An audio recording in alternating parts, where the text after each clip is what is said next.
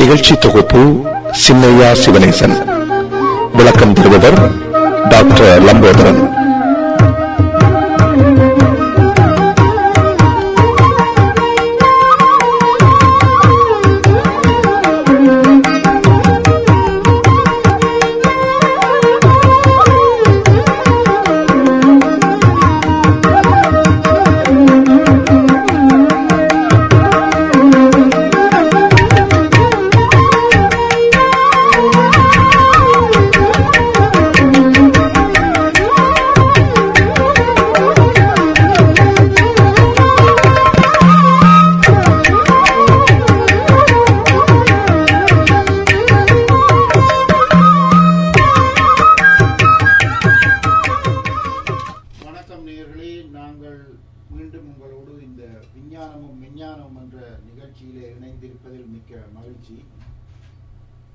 இன்றைக்கு நான் உங்களுக்கு ஒரு அறிவுபூர்வமான ஆழ்ந்த சிந்தனைக்குரிய ஒரு நிகழ்ச்சியை, அதாவது ஒரு கதையை உங்களோடு பகிர்ந்து கொண்டு எங்களுடைய வழக்கமான அந்த நிகழ்ச்சிக்கு செல்ல இருக்கிறோம். சில வேளைகளில் இவ்வாறான பல விடயங்கள் மின்னஞ்சலில் வருவதுண்டு. எனவே இவ்வாறான விடயங்களை எல்லோரும் அறிந்து கொள்வது நன்மை பயக்கும் என்ற ஒரு காரணத்திற்காக இன்றைக்கு நான் ஒரு கதையை உங்களோடு பகிர்ந்து கொள்ள ஆசைப்படுகிறேன். இதனுடைய முக்கிய நோக்கம், எங்களுடைய வாழ்விலே எத்தனையோ விதமான பூசல்கள், புனைச்சல்கள், பிரச்சனைகள் எழுகின்ற வேளைகளில் எவ்வாறு அவற்றை நாங்கள் சமாளித்துக் கொள்ள வேண்டும் என்பதை விளக்குகின்ற ஒரு அருமையான நிகழ்வு கதை. ஒரு காலத்தில், அது காலம் குறிப்பிடப்படவில்லை, ஒரு காலத்திலே இரு சகோதரர்கள் மிகுந்த அந்யோன்யமாக அருகருகே ஒரு பரந்த ஒரு புல்வெளி, அதன் பக்கத்திலே அவர்களுக்கு அமைந்திருந்த தோட்டம், இருவருக்குமே மிகுந்த பலனை கொடுத்த அந்த தோட்டத்திலே இருவரும் தாங்களாகவே பயிர்கள் செய்து நன்காக சீரியம் நடத்தி கொண்டிருந்தார்கள். 40 வருடங்களாக இந்த அவருடைய அந்யோன்ய வாழ்வு நிகழ்ந்து கொண்டிருக்கின்ற வேளையிலே சிறியதொரு சின்ன ஒரு பிரச்சனையின் காரணமாக அவர்களிடையே ஒரு மனமுறிவு ஏற்பட்டது.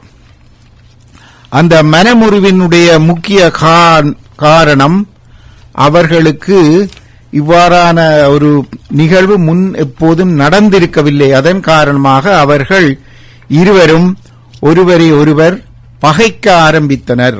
அதுதான் அங்கே முக்கியம். இவ்வாறு அவருடைய பகை வளர்ந்து அவர்கள் ஒருவரோடு பேசாமலே வாழ்க்கையை நடத்தி கொண்டிருக்கிறார்கள். இந்த நேரத்திலே ஒரு நாள் அந்த தமையனார் வீட்டில் முன்னாலே ஒருவர் வந்து கதவை தட்டினார்.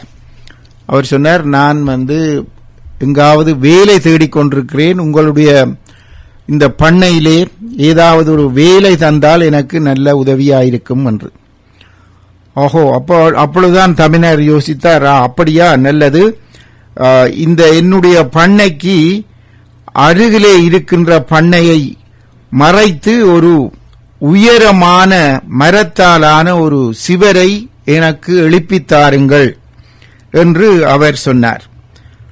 அப்பொழுது அவர் வந்தவர் கேட்டார், என்ன உங்களுடைய சகோதரர் என்கிறீர்களே, இப்படி நீங்கள் வேலி போடும்படி சொல்கிறீர்களே என்று. அவர் சொன்னார், இப்படி ஒரு எங்களுக்கு இடையிலே ஒரு பிரச்சனை, அவர் என்னோடு பேசுவதில்லை, அங்கே ஒரு அருகே ஓடிக்கொடுந்த ஆற்றிலே ஒரு பகுதியை அவர் வெட்டி எங்களுடைய இரு காணிக்கும் இடையிலே ஒரு சிறிய ஒரு கால்வாயை ஏற்படுத்திவிட்டார். எனவே அந்த கால்வாய் எங்கள் பண்ணைகள் 2ஆக பிரித்து விட்டது. இப்பொழுது நான் அவரை பார்க்க வேண்டிய அவசியமே எனக்கு இல்லை. அவர் இப்படி செய்த காரணத்தினால் எனக்கு ஒரு உயரமான ஒரு சுவரை எழுப்பி தாருங்கள். அந்த என்னுடைய பண்ணையின் பின்னால் இருக்கிற மரங்களை நீங்கள் வெட்டி அந்த மரங்களை குறுக்காக போட்டு ஒரு உயரமான சுவரை எழுப்பித்தாருங்கள் என்று கேட்டார். அவர் சொன்னார், தாராளமாக நான் செய்து தருகிறேன் என்று. அப்ப அவர் சொன்னார், நீங்கள் இந்த சுவரை எழுப்பிக் கொண்டிருக்கள், நான் ஒரு கால் எங்களுடைய சந்தைக்கு போய்விட்டு வருகிறேன் என்று அவருக்கு வேண்டிய வசதிகளை எல்லாம் செய்து கொடுத்து விட்டு அவர் சந்தைக்கு போய்விட்டார். அங்கு அந்த நாட்களிலே காலையில் சந்தைக்கு போனால் மாலையில் தான் வீடு திரும்புவது வழக்கம். வேண்டுமான பொருட்களை எல்லாம் வேண்டிக் கொண்டு அவர்கள் வருவார்கள். அவர் திரும்பி வந்து பார்த்தபோது அந்த சிவருக்கு பதிலாக ஒரு பாலம் ஒன்று அந்த ஓடைக்கு மேலே அமைக்கப்பட்டிருந்தது. சிவர் கட்டுவதுதான் இவருக்கு வேலை என்று பணிக்கப்பட்டது. ஆனால் வந்தவர் அவர் என்ன செய்தார், 2 காணிக்கும் இடையிலே இருந்த அந்த ஓடைக்கு மேலே ஒரு பாலத்தை அவர் அமைத்துவிட்டு ஆறுதலாக அமர்ந்திருந்தார். தமையனார் வந்து பார்த்தபோது அவருக்கு ஒரே ஆச்சரியமாக போய்விட்டது. என்ன நீங்கள் இவ்வாறு செய்திருக்கிறீர்களே என்று சொல்லி அந்த பாலத்தை அவர் போய் பார்த்து கொண்டிருக்கும் பொழுது எதிரே தம்பியார் வருகிறார். அவர் இவரை பார்த்தவுடனே அவர் 2 பேருக்குமே ஒரு உணர்ச்சி பிரவாகம் ஏற்பட்டு ஒருவரை ஒருவர் பாலத்தின் நடுவிலே வந்து கட்டி தழுவிக் கொண்டார்கள். இதை பார்த்ததும் வந்தவர் சொன்னார், என்னுடைய முக்கியமான வேலை முடிந்து விட்டது, நான் வரப்போகிறேன், எனக்கு நீங்கள் ஏதாவது கூலியை தாருங்கள் என்று. பின்ன இருவருமே சேர்ந்து அவரை வாழ்த்திவிட்டு அவருக்கு நிறைய பணம் கொடுத்து அனுப்பினார்களாம் என்பது ஒரு கதை. இதிலே முக்கியமாக நாங்கள் கவனிக்க வேண்டிய பல விடயங்கள் இருக்கின்றன. இதன் பின்னாலே சில விஷயங்களை, அதை ஒட்டிய சில விஷயங்களை கூறிக்கொண்டு நாங்கள் வழக்கமான எங்கள் நிகழ்ச்சிக்கு போக இருக்கிறோம். அதாவது நீங்கள் என்ன விதமான காரில் பிரயாணம் செய்கிறீர்கள் என்பதை கடவுள் பார்ப்பதில்லை. ஆனால் நீங்கள் எத்தனை பேரை உதவிக்கு அந்த காரிலே ஏற்றி உதவி செய்திருக்கிறீர்கள் என்பதைத்தான் கவனிக்கிறார். உங்களுடைய கார் என்ன மாதிரியான கார், அதனுடைய ஆடம்பரமான காரா விலையுயர்ந்த காரா என்று பார்ப்பதில்லை. அவர் அநேகமாக நீங்கள் எத்தனை பேருக்கு உங்கள் காரை வைத்து உதவி செய்தீர்கள் என்பதைத்தான் பார்க்கிறார். அடுத்ததாக உங்கள் வீடு எவ்வளவு அகலமான பெரிய வீடாக இருந்தாலும் கடவுள் கணிப்பது நீங்கள் எத்தனை பேரை உங்களுடைய வீட்டுக்கு வரவேற்று விருந்தளித்தீர்கள் என்பதைத்தான். நீங்கள் உடுக்கின்ற உடைகள் மிகவும் ஆடம்பரமாக இருக்கின்றனவா என்று கடவுள் பார்ப்பதில்லை. அவர் நீங்கள் எத்தனை பேருக்கு உடை தானம் செய்தீர்கள் என்பதைத்தான் பார்க்கிறார். அதே மாதிரி நீங்கள் எவ்வளவு நண்பர்களை வைத்திருக்கிறீர்கள் என்பதை அவர் கூடுதலாக பார்ப்பதும், எத்தனை பேரோடு நீங்கள் நட்பாக பழகிக் கொள்கிறீர்கள் என்பதையும் பார்க்கிறார். உங்களுடைய அயலவரை நீங்கள் எவ்வாறு நேசித்து அவர்களை நீங்கள் அன்போடு பழகுகிறீர்கள், அவர்களுக்கு உதவி செய்கிறீர்கள் என்பதைத்தான் கடவுள் பார்க்கிறார். ஆகவே உங்களுடைய நிறத்திலே அங்கே ஒன்றும் இல்லை. நீங்கள் எவ்வாறு தன்மை உடையவர்கள், காருண்யமுடையவர்கள், எவ்வாறு மற்றவர்களுக்கு நீங்கள் உதவி செய்கிறீர்கள் என்பதைத்தான் கடவுள் பார்க்கிறார். இந்த கதையில இருந்து நாங்கள் அறிந்து கொள்ள நிறையவே விடயங்கள் இருக்கின்றன. இதை பற்றிய சிந்தனையில் நீங்கள் உங்களுடைய கருத்தை செலுத்திக் கொண்டு இந்த நாளை நாங்கள் ஒரு நல்ல நாளாக, மற்றவர்களுக்கு உதவி செய்கின்ற மனப்பான்மை உள்ள ஒரு நாளாக நாங்கள் தொடங்குவோம் என்று கூறிக்கொண்டு வழக்கமான நிகழ்ச்சிக்கு இங்கே டாக்டர் அவர்கள் தயாராக இருக்கிறார். வணக்கம் டாக்டர் லம்போதரன் அவர்களே. எல்லாம் வல்ல குருவடிகளையும் திருவடிகளையும் வணங்கி ஆசிரியர் சுனேசன் அவர்களுக்கும் கீதவாணி நேயர்களுக்கும் எனது அன்பார்ந்த வணக்கம். இன்றைக்கு நல்ல ஒரு கருத்து பகிர்வை தொடர்ந்து சமீபத்திலே நான் படித்த யாழ்ப்பாண கல்லூரியின் அதிபர் சில நாட்களுக்கு முன்னர் காலமானார். திருவாளர் ராஜன் கதிர்காமர். அவருடைய ஆசிரியர் சிவனேசன் சொன்ன மாதிரி இது நிறம் மட்டுமல்ல, இது சமயமும் கடந்தது. அவரை பார்க்கின்ற பொழுது அவர் ஒரு நல்ல ஒரு ஆசிரியராக பார்த்திருக்கின்றேன், அதிபராக பார்த்திருக்கின்றேன். யாழ்ப்பாண கல்லூரி யாழ்ப்பாணத்திலே ஒரு பவர்ஃபுல்லான கல்லூரி, பிரைவேட் இன்ஸ்டிடியூஷனா இருந்தது. அதுவும் நாங்கள் படிக்கின்ற காலத்திலே அது அரச உடைமையாக்கப்பட்டது.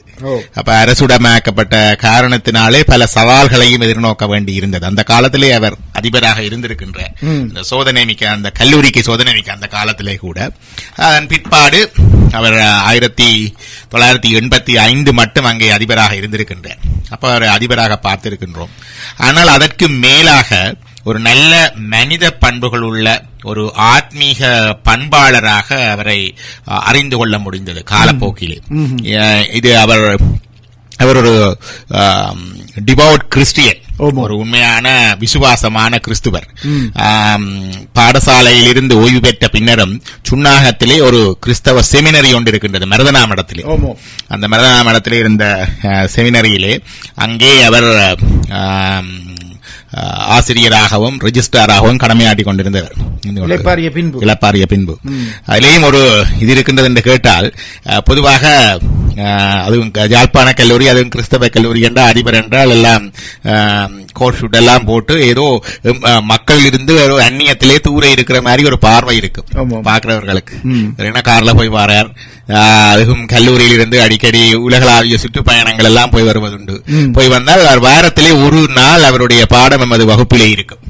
இன்றைக்கெல்லாம் நாங்கள் எல்லாம் பாடம் கல்வி என்கின்ற பொழுது ஆசிரியர்களையும் சரி அதிபர்களையும் சரி நாங்கள் நினைவுறும் பொழுது எல்லாம் இந்த பெறுபேட்டை அடிப்படையாக கொண்ட கல்விதான் இருக்கின்றது. மார்க்ஸ் ஓரியன்டட் எஜுகேஷன், இத்தனை புள்ளிகள் எடுப்பது, எப்படி இந்த கல்வியிலே வெற்றிகரமாக சித்தி அடைவது என்ற கல்வியாகத்தான் நாங்கள் பார்க்கின்றோம். ஆனால் அதிபர் கதிர்காமர் அவர்கள் அதிபராக இருந்த காலத்திலே அவர் ஒரு முறை கூட இந்த பெறுபவர்களை பற்றி ஆட்களுக்கு முன்னுக்கு போட்டு அப்படி வர வேணும் இப்படி வர வேணும் என்று சொன்னது கிடையாது. அவர் ஒவ்வொரு மாணவனுக்குள்ளேயும் இருக்கின்ற சிறப்பை வெளிக்கொணர்வதற்கு உதவுவார். அது நாடகத் திறமையாக இருக்கலாம், விளையாட்டுத் துறையாக இருக்கலாம், கவிதையாக இருக்கலாம், எழுத்துத்துறையாக இருக்கலாம், அல்லது அவனுடைய பேச்சு திறமையாக இருக்கலாம், கல்வியாக இருக்கலாம். அதனை விஷன் ஆஃப் எஜுகேஷன் அவருக்கு இருந்தது. அந்த சோதனை காலத்திலே ஒரு காலத்திலே யாழ்ப்பாண கல்லூரியில் இருந்து பல்கலைக்கழகத்துக்கு போனவர்களே கிட்டத்தட்ட 0 என்ற நிலைக்கு வந்தது. அந்த நிலையிலே பெற்றோர்கள் எல்லாரும் பண பிரஷர் கொடுப்பார்கள். அந்த நிலையிலேயும் கூட அவர் அந்த விஷன் ஆஃப் எஜுகேஷனை அதை வடிவாக இம்ப்ளிமெண்ட் பண்ணி வச்சிருந்தார். நல்ல ஒரு இது. இப்ப எல்லாம் அப்போ எங்களுக்கு புரியவில்லை. இங்க எங்களுடைய பிள்ளைகளை படிப்பிக்க துவங்குற போதுதான் இது விளங்குகின்றது. அதாவது புள்ளிகளை மட்டும் தேடி ஓடுகின்ற கல்வியாக இல்லாமல் வாழ்க்கையில ஒரு குவாலிட்டிஸ் அண்ட் வேல்யூஸ் எடுத்து அது உள்ளுக்கு இருந்து முகழ்கின்ற ஒன்றாக, வெளியில் இருந்து புகுத்தப்படுகின்ற கல்வி அல்ல, ஒவ்வொருவருக்கு உள்ளேயும் இருந்து முகழ்கின்ற ஒன்றாக அந்த கல்வியை பார்த்த நடைமுறைப்படுத்திய ஒரு அதிபர் அவர். வாழ்க்கைக்கு பயன் தரக்கூடிய கூடுதலாக. அப்ப பல பேர் கேட்பார்கள், என்ன எங்கே படித்தனர் என்று கேட்பார்கள். சொல்லுகின்ற பொழுது நான் யாழ்ப்பாண கல்வியை தான் படித்தேன் என்று சொல்லுவேன். இதே என்னுடைய அதிபரும் கேட்டார், கதிர்காமர் அவர்கள், இதெல்லாம் எங்க நீ படிச்ச என்று கேட்டார். 2 வருடத்துக்கு முன்னர் நினைக்கிறேன், 1-2 வருடங்களுக்கு முன்னர் கேட்டார். நான் சொன்னேன், சார் ஜெஃப்னா காலேஜில் தான் சொன்னேன். அங்க இதெல்லாம் உங்க கேட்டார். இது டிரெக்டரை படிப்பிச்சது அல்ல, இப்படியான ஒரு திறந்த கல்வியை பற்றி ஒரு திறந்த மனப்பான்மையை, திறந்த நோக்கை அந்த கல்லூரியின் அதிபருடைய வழிகாட்டல் தரக்கூடியதாக இருந்தது. அது ஒன்று. இப்ப கல்லூரிகள் பெருமை எத்தனை மருத்துவர்களை, எத்தனை சட்டத்தரணிகளை உருவாக்குறது என்பது இல்லை, எத்தனை மனுஷர்களை மனுஷர்களாக வாழ வழிவகுக்கின்ற உருவாக்குகின்ற பொழுது. அடுத்ததாக இவருடைய கற்பித்தல் என்னொன்று பார்த்தால், அடுத்தது ஒரு நாளும் நான் அவர் ஒரு நாளும் இதை படி இப்படி படி என்று அட்வைஸ் பண்ணது கேட்டது கிடையாது. அவர் வாழ்க்கையில வரலாற்றில இருந்தும் சம்பவங்கள்ல இருந்தும் கல விடயங்களை கலந்துரையாடுவார். அதான் அவருடைய படிப்பித்தல் முறை. அப்படிப்பட்ட ஒரு கல்விமான்.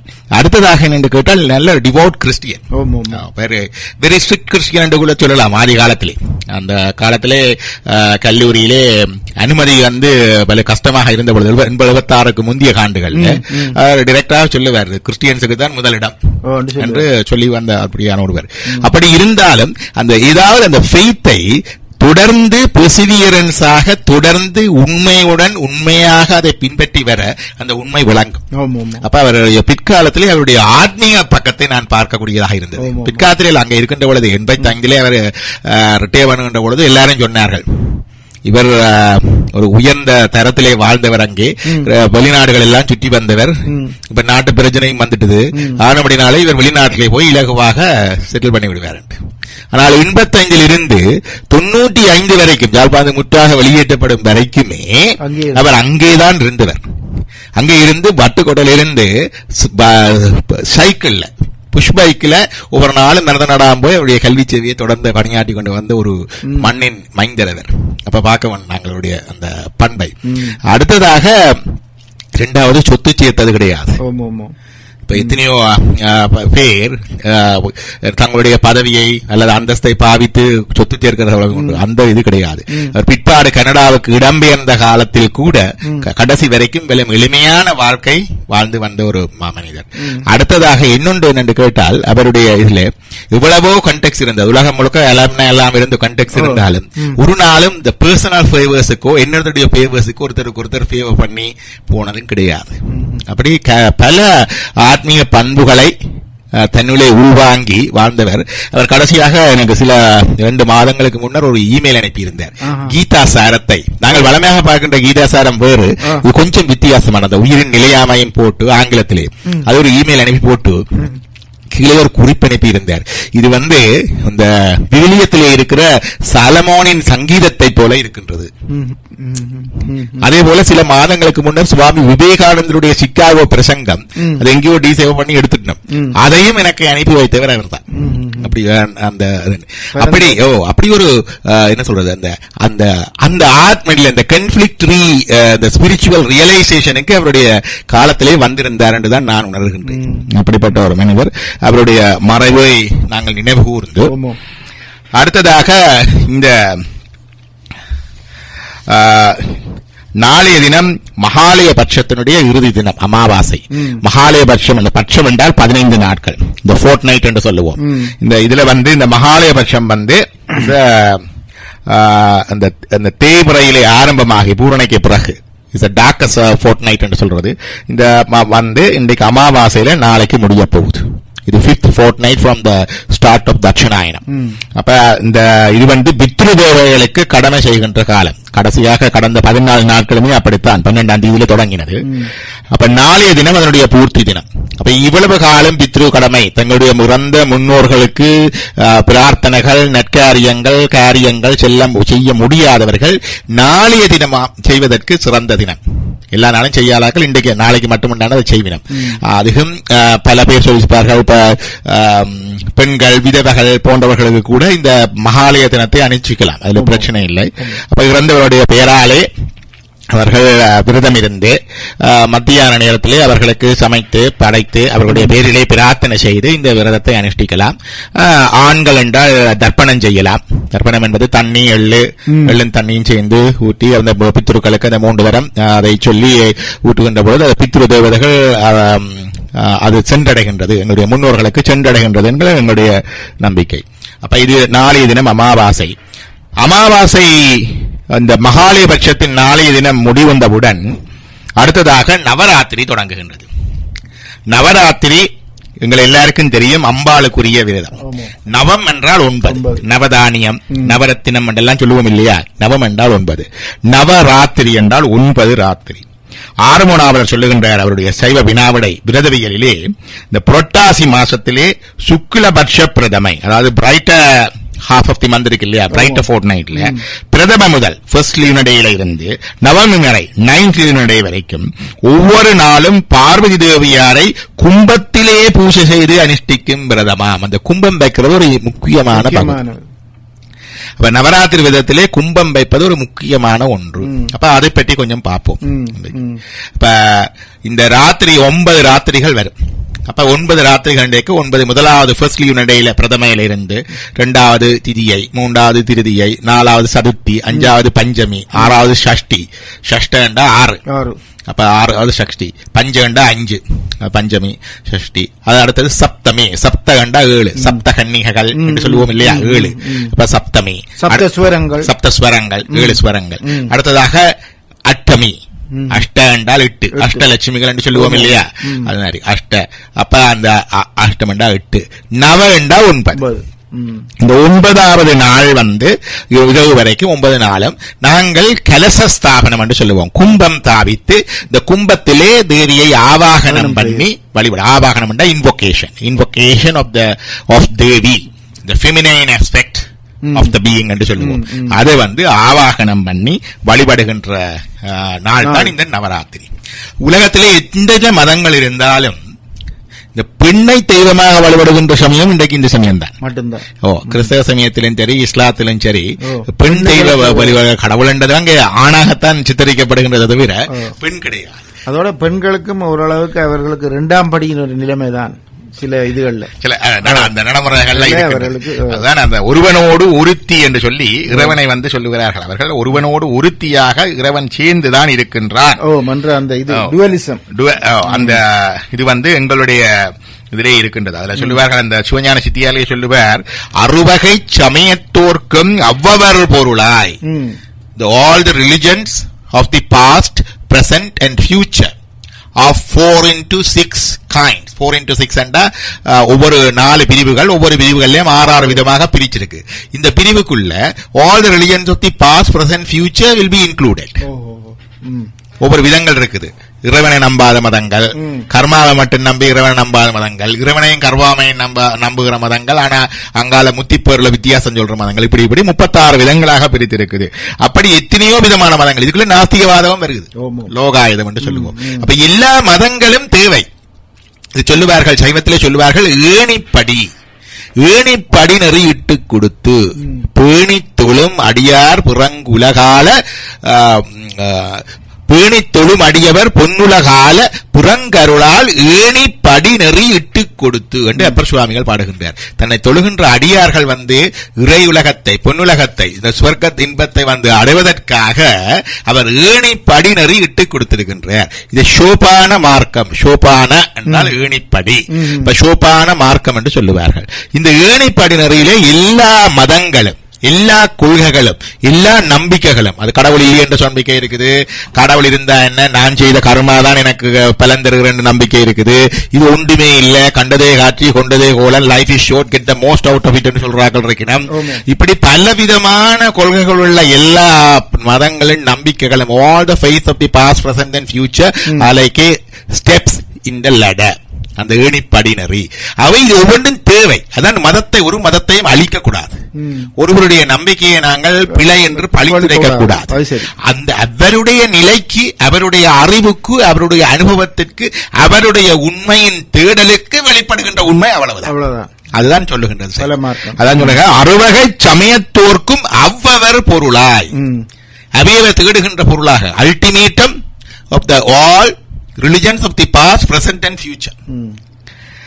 வேறாம் குறியது உடைத்தாய், still beyond that ultimatum. அப்படி என்று அதென்று சொல்ல முடியாது. ஒவ்வொருத்தர் கிறிஸ்தவ சமயம் ஒரு முடிவை சொல்லுது சுவர்க்கம் என்று, இஸ்லாம் சமயம் ஒரு சுவர்க்கம் என்ற முடிவை சொல்லுது. கிறிஸ்தவ சமயம் சொல்ற பரதீசினுடைய வர்ணனைகள் இதுகள் வித்தியாசம், இஸ்லாம் சொல்ற சுவர்க்கத்தினுடைய வர்ணனைகள் வித்தியாசம்.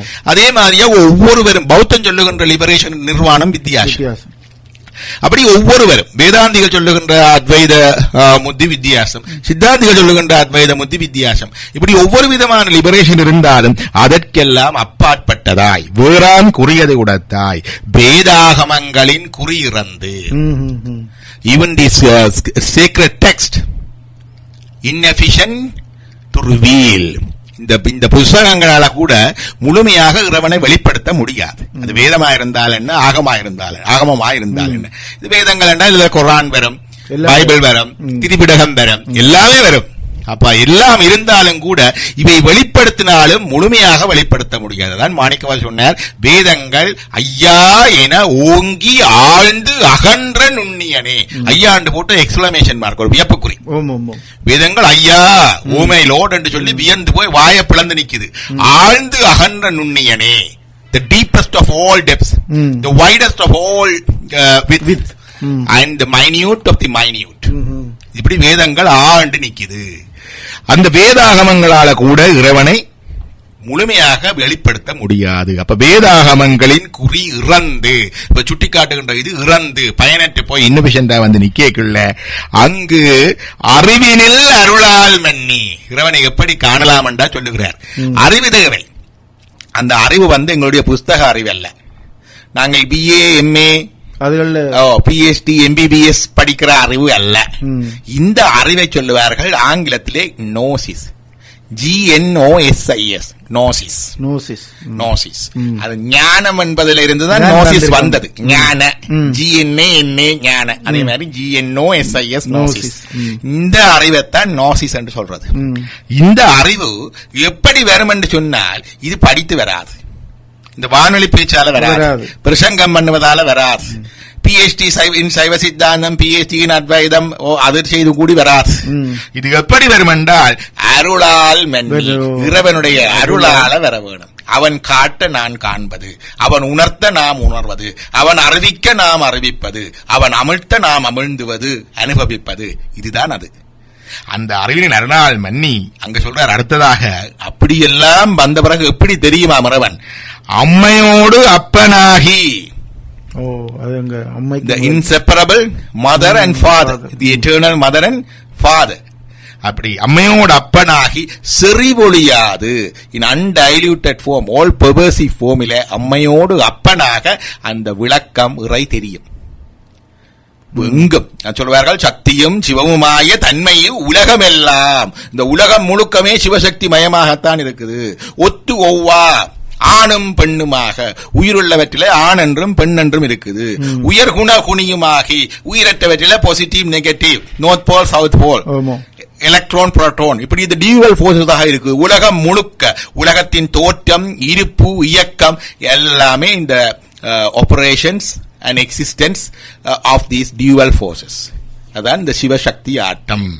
அதான் சொல்வார்கள் ஒத்து ஒவ்வா ஆணும் பெண்ணுமாக உயர்குண குணியுமாகி வைத்தனன், அவளால் வந்த ஆக்கம் வாழ்க்கையெல்லாம். வைத்தனன் என்று ஆண்பால சொல்லி போட்டு அடுத்த சொல்றார் அவனால் என்று தான் சொல்ல வேணும். அவளால் சொல்ற அவர் சிவஞானி சொல்ல அவளால் வந்த ஆக்கம் வாழ்க்கையில. நாம் வாழ்ற இந்த வாழ்க்கை எல்லாமே அவள் தந்தது சக்தி.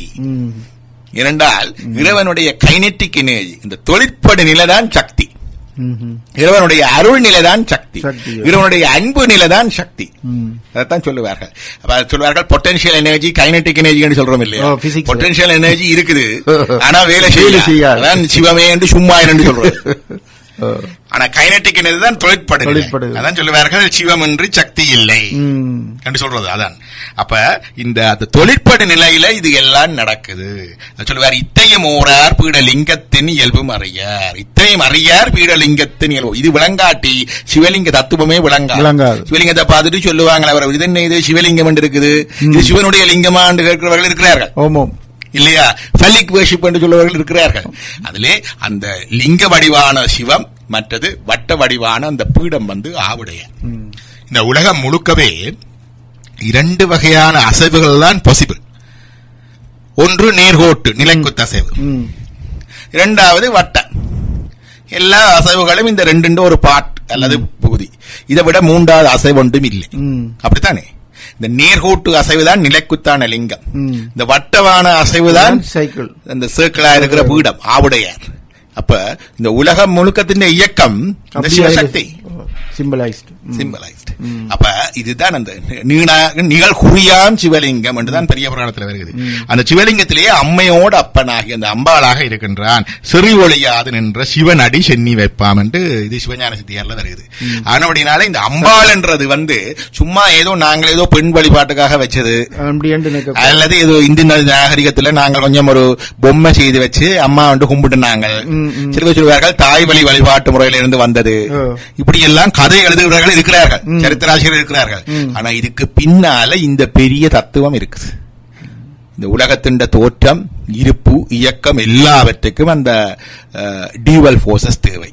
அந்த டியூவாலிட்டி ஆஃப் தி போர்சஸ் தான் அது இந்த உலகத்தில் வெளிப்பட்டிருக்கிற இந்த டியூவாலிட்டி ஆஃப் தி போர்சஸ் இந்த இரட்டத்தன்மை கடவுள்ல இருந்து வந்தது. அந்த கடவுள்ல இருக்கிற இரட்டத்தன்மை தான் இந்த சிவ சக்தி. சிவம் என்பது அவனுடைய அறிவு, ஞான வடிவு, சக்தி என்பது நம்முடைய அருள் வடிவு. அப்படிதான் பார்க்கிறோம். அந்த சக்திக்குரிய வழிபாட்டு நாளாகத்தான் இந்த 9 நாட்கள் வருகின்றது. இப்ப புரட்டாசி மாசத்திலே இந்த 9 நாட்களும் அதற்குரிய வழிபாட்டு நாட்கள். இந்த நாட்களிலே இந்த சக்தியை வழிபாட்டை செய்து வர எங்களுக்கு சகல மங்களங்களும் உண்டாகும். தனந்தரும், கல்வி தரும், ஒரு நாளும் தரவறியா மனந்தரும், தெய்வ வடிவும் தரும், நெஞ்சில் வஞ்சமில்லா இனந்தரும், நல்லன எல்லாம் தரும், அன்பர் என்பவர்க்கே கனம் தரும், பூங்குழலால் அபிராமி கடைக்கண்களே. இது அபிராமி என்றார். செல்வம் பெறும், கல்வி வரும், ஒரு நாளும் தளர்வறையா மனந்தரும், டிப்ரெஷன் வராது. You will get tired or depressed. என்ன சர்க்கம்ஸ்டன்சஸ் வந்தாலும், நாட்டில இருந்து ஓடி வந்தால் என்ன, செல்வம் போனால் என்ன, பிள்ளைகள் கைவிட்டா என்ன, உற்றவர்கள் இறந்து போனால் என்ன, விவாகரத்து வந்தால் என்ன, வழக்குகள் தோற்றால் எங்கேயும் அந்த சோறாத மனம், தளர்வறியா மனம் தரும், தெய்வ வடிவும் தரும். It gives the divine beauty. இல்லையா? பியூட்டி பார்லருக்கு எல்லாம் போகணும் இல்லை, டிவைன் பியூட்டி சொல்லுவார்கள். அகத்தின் அழகு முகத்தில் தெரியும். அப்ப அந்த தெய்வ வழிபாட்டில் இருக்கிறவர்களுக்கு அந்த உடல் என்ன நிறமாயும் இருக்கலாம், என்ன பாடி ஃபீச்சர்ஸ் இருந்தாலும் they have an admiration and attraction. அது இருக்குது. அது பல பேருக்கு புரிவதில்லை, பல பேருக்கு புரிவதில்லை. அது ஒரு தெய்வ வழிபாட்டில் இருக்க அந்த தெய்வத்தின் காந்தி, அந்த பிரகாசம், அந்த சாந்தம், அந்த இது அதுல இருந்து ரேடியன்ஸா வரும். அதான் அங்க இருக்கிறது. அதான் இதை சார்கிறோமோ அதன் வண்ணம் தான் நாங்கள் ஆகிறது. அப்படினால அது உண்மை. ஆகவே அந்த அழகை நினைத்துகின்ற பெண்கள் இதை கட்டாயம் பாவிக்க வேண்டும். அந்த அம்பாள் தான் அழகி, பேரழகி. அவளுக்கு அவளுடைய சௌந்தர்ய லகரி என்று ஆதிசங்கரர் பாடியிருக்கிறார் 100 பாடல்கள் சமஸ்கிருதத்தில். சௌந்தர்யம் என்ற அழகு, அம்பாளுடைய அழகை வர்ணித்தே பாடியிருக்கின்றார் 100 பாடல்கள். ஒப்பற்ற அழகு அவள்தான், அதாவது ஒப்பற்ற அறிவும் அவள் தான். அப்ப இந்த அந்த அம்பாளுக்குரிய இது இருக்கின்றது. அப்ப தெய்வ வடிவும் தரும், நெஞ்சில் வஞ்சமில்லா இனம் தரும். சொந்தக்காரர்கள் இருக்கிறார்கள், ஃப்ரெண்ட்ஸ் இருக்கிறார்கள், மோஸ்ட்லி டிசீவிங் பீப்புள், ஏமாத்தி போடுவார்கள். எங்களுக்கு சோதனை காலம் வரைக்குள்ள பார்க்கலாம் யார் கிட்ட நிற்பார்கள், யார் எங்களுடன் நிற்பார்கள் என்று, இல்லையா?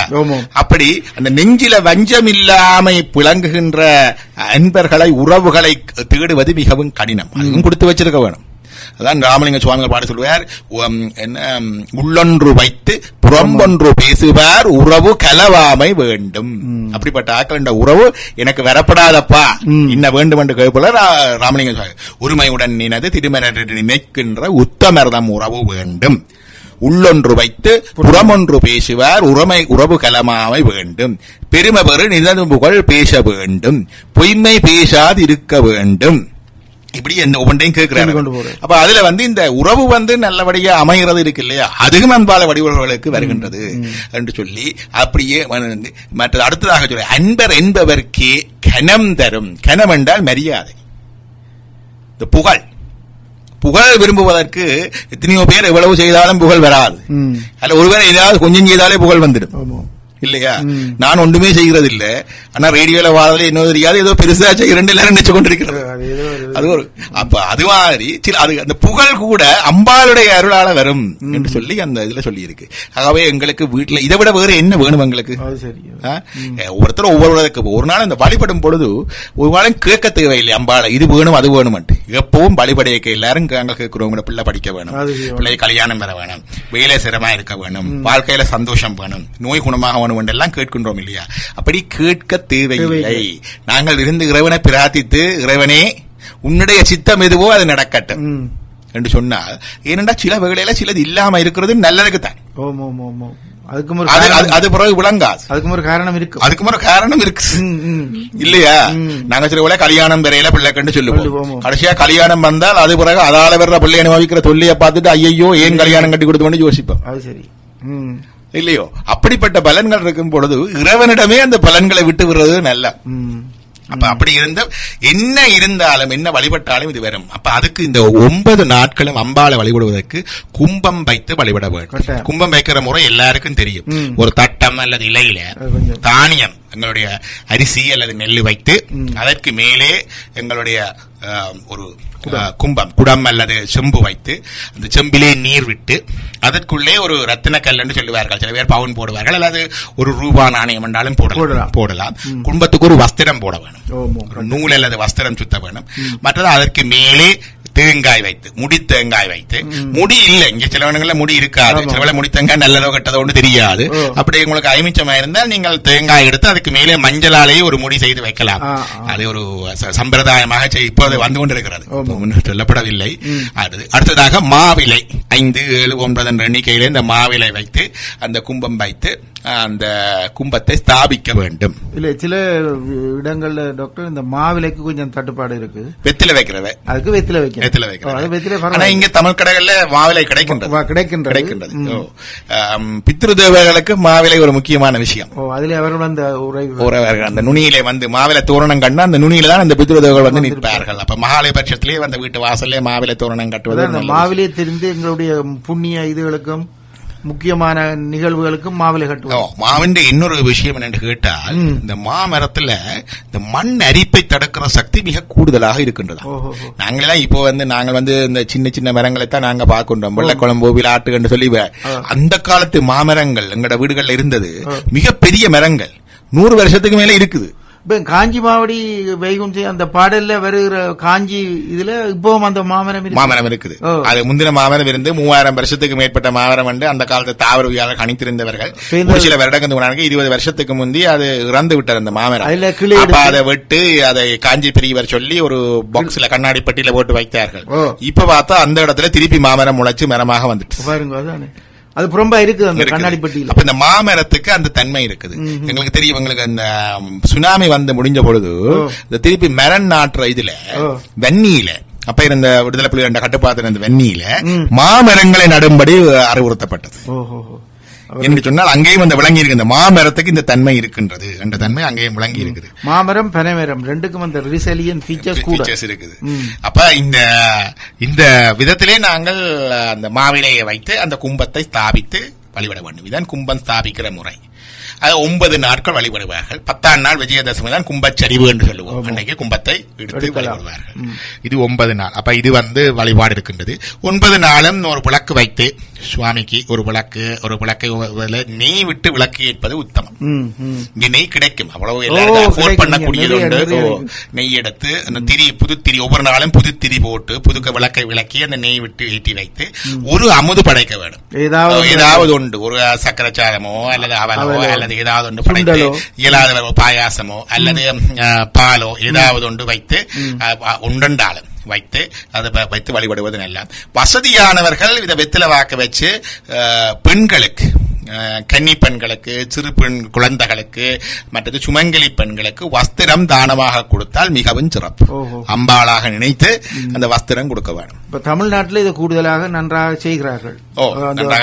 ஒவ்வொரு இடங்களுக்கும் அவர்கள் சென்று உறவினர்கள் எல்லாம் சேர்ந்து பஜனை பாடி இவ்வாறான இதுகள் பகிர்ந்துண்டு அதெல்லாம் பெரிய ஒரு கோலாகலமா செய்வார்கள். எங்களுக்கும் அங்கே இருக்கின்ற பொழுது நிறைய இனிப்பு பண்டங்கள் வரும் இல்லையா, அவல், கடலை, சுண்டல் எல்லாம் இதோட தான் நவராத்திரியோட தான் நிவாரணங்கள். அப்படி அப்ப இந்த வழிபாடு இருக்கின்றது. அடுத்ததாக இன்னொரு வரவு இருக்கின்றது, கொலு வைப்பது என்பது. கொலு வைப்பது பொதுவாக எமது மக்களிடையே பெருவாக பாரம்பரியத்தில் குறைவு. கொலு வைக்கிற பாரம்பரியம் இருக்கு. பிராமண வீடுகளிலே பெருவாக வைப்பார்கள். இந்தியாவிலேயும் கொலு வைக்கிற மரபு இருக்கின்றது.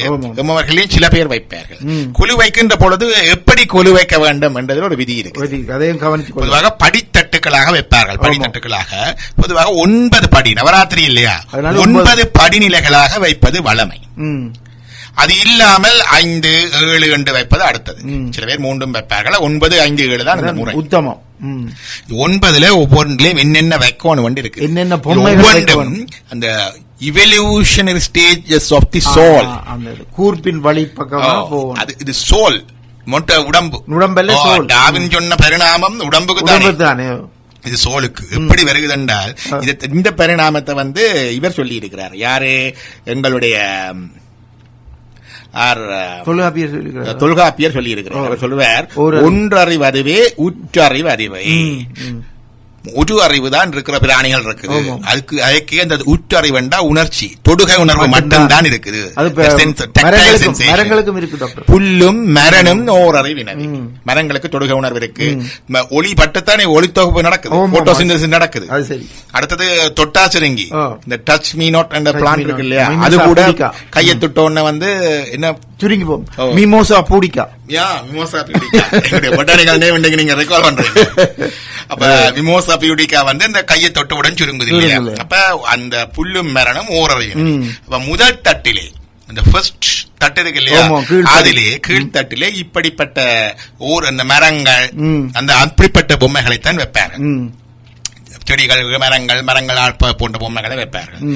அடுத்தது 2வது தட்டில வைப்பார்கள். இது என்று கேட்டால் அந்த சங்கினால் செய்த சிற்பங்கள், அதுகளை வைப்பார்கள். ஏனென்று கேட்டால் 2 அறிவு அதுவே, அவற்றோடு நாவே, நாக்கு வந்துட்டது, தொடு சுவை உணர்ச்சி வந்துட்டது. 2வது அறிவு நண்டும் முரலும் ஈரறிவினவே. நந்தன்றது நத்தை, முரல் என்பது மீன். தெரியும், முரல் என்பது மீன், கிளறு, சுறா, முரல் எல்லாம் மீன். ஈரறிவினவே, தொட்டுணர்வோடு நாவுண்ட சுவையும் வந்துட்டு. அப்ப 2வது தட்டுல அந்த பொம்மைகளை வைப்பார்கள். 3வது தட்டுல இப்ப என்னத்தை கண்டு கேட்டா இந்த இரும்பு, மூன்றறிவுள்ள அந்த பொம்மைகளை வைப்பார்கள். 3 அறிவு அதுவே, அவற்றோடு மூக்கே. இப்ப மன உணர்ச்சி வந்து சிதலும் எறும்பும். சிதல் என்பது இந்த ஈசல் பூச்சி, எறும்பும் மூவறிவினவே. பாத்தீங்கன்னா ஒரு சர்க்கரை ஒரு இடத்துல இருந்தால் ஊர்ல, எறும்பு எங்க இருந்தாலும் மணந்து பிடிச்சு வந்து ஏறிடும். பார்த்தால் ஒரு எத்தனையோ யார் தூரத்துல இருந்து அப்படி லைன் அடிச்சு கொண்டு வருவீங்க. என்னன்னு தெரியுது, மோப்ப உணர்ச்சி இல்லையா. அப்ப அதை சொல்வார்கள் 3 அறிவு அதுவே, அவற்றோடு மூக்கே, சிதலும் எறும்பும் மூவறிவினவே. 4வது தட்டில்தான் இந்த தும்பி போன்ற பூச்சிகள், நண்டு, தும்பி, அப்படிப்பட்ட பொம்மைகள் வைப்பார்கள். இதுல சொல்லுவார்கள் 4 அறிவு அதுவே, அவற்றோடு கண்ணே, கண் வந்து தும்பி நண்டு எல்லாம் பார்த்தா முதலே பார்வை இருக்குது மீனுக்கும், ஆனா இங்க வந்து ப்ரோமினன்ட் கூட்டுக்கண் பார்த்தா கண் வெளியில பிதுங்கி கொண்டிருக்கும் தும்பிக்கு நண்டுக்கு எல்லாம். அப்ப அவற்றோடு கண்ணே, நண்டும் தும்பியும் 4 அறிவினவே. 5வது தட்டுல மிருகங்கள், பறவைகளுடைய பொம்மைகள் வைப்பார்கள். 5 அறிவு அதுவே, அவற்றோடு செவியே, செவிப்புலன் கூர்மையாக இருக்கும். மாவும், மா என்றா விலங்குகள், எல்லா விலங்குகள். புல்லும், புல்லண்டா பட்சிகள். ஐயறிவினவே, 5 அறிவு மிருகங்கள் வந்துட்டது. 6வது அறிவில மனிதர் பொம்மைகள் வைப்பார்கள். இந்த தஞ்சாவூர் பொம்மை இருக்கு இல்லையா, அந்த பொம்மை எல்லாம் இந்த 6வது தட்டில வரும். மனுஷ பொம்மைகள் எல்லாம் 6வது தட்டில். ஏனென்றால் 6 அறிவு அதுவே, அவற்றோடு மனனே, மனம் வந்துட்டு. இப்ப மனுஷனுக்கு மட்டும்தான் இந்த சிந்திக்கிற ஆற்றல் சிறப்பாக இருக்குது. இந்த மென் என்ற வேர் சொல்லு ரூட் வேர்ட்ல இருந்துதான், சமஸ்கிருத சொல்லு இருந்தான்.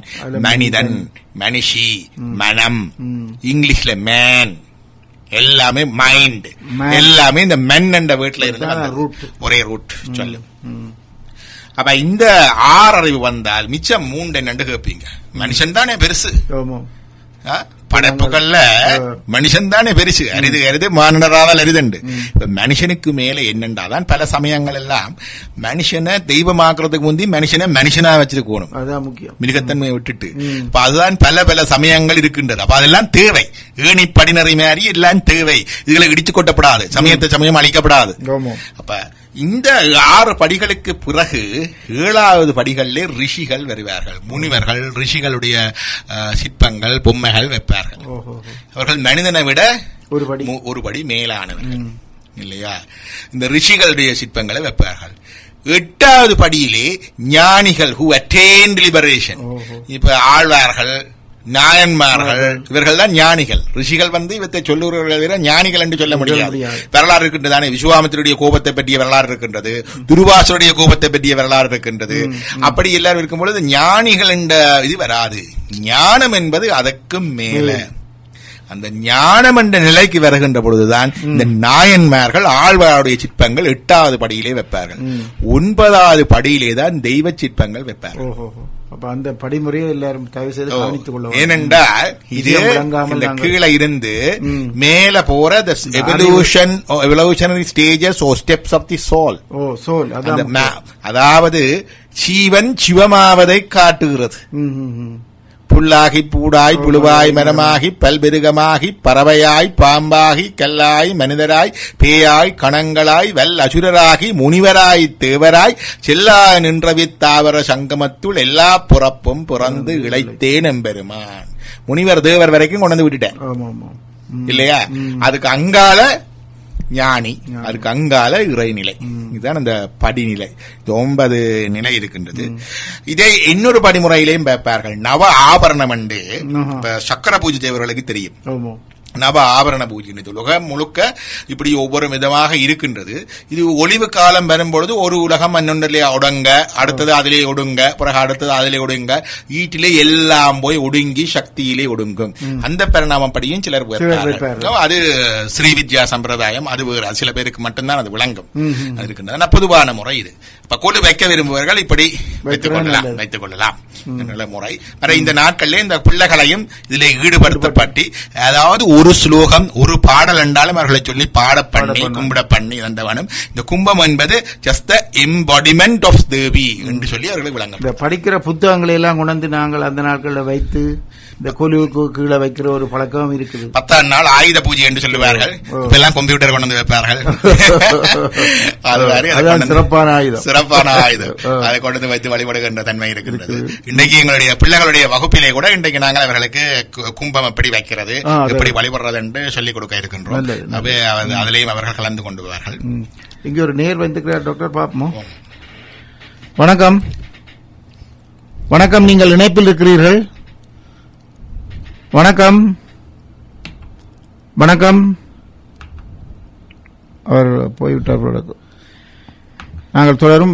நேயர்களே, நீங்கள் இணைப்பில் வந்தால் நாங்கள் இணைத்துக் கொள்வோம்.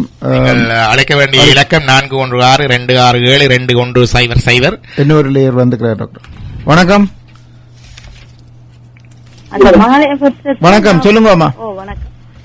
மாலைபட்சம் கோயில செய்யலாமா?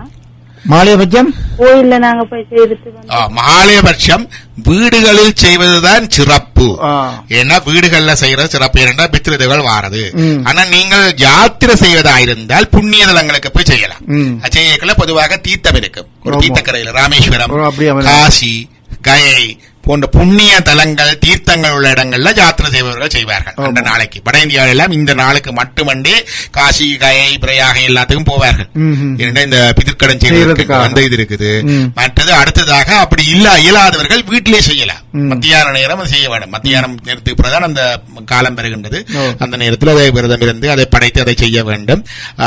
அதுதான் அந்த முறையான சமைச்சு படைக்க கூடாது. எது கோயில செய்துட்டு வந்து சமைச்சு நாங்க படைக்க கூடாது. நல்லது இல்லையா? முறை வந்தம்மா இது வீட்டிலே செய்ய வேண்டியதுண்டு. இப்ப எல்லாம் மோட்சர்ச்சனை என்று செய்கின்றார்கள். இது ஆகம விதிகளிலே மோட்சர்ச்சனை செய்ய வேண்டும் என்று இல்லை.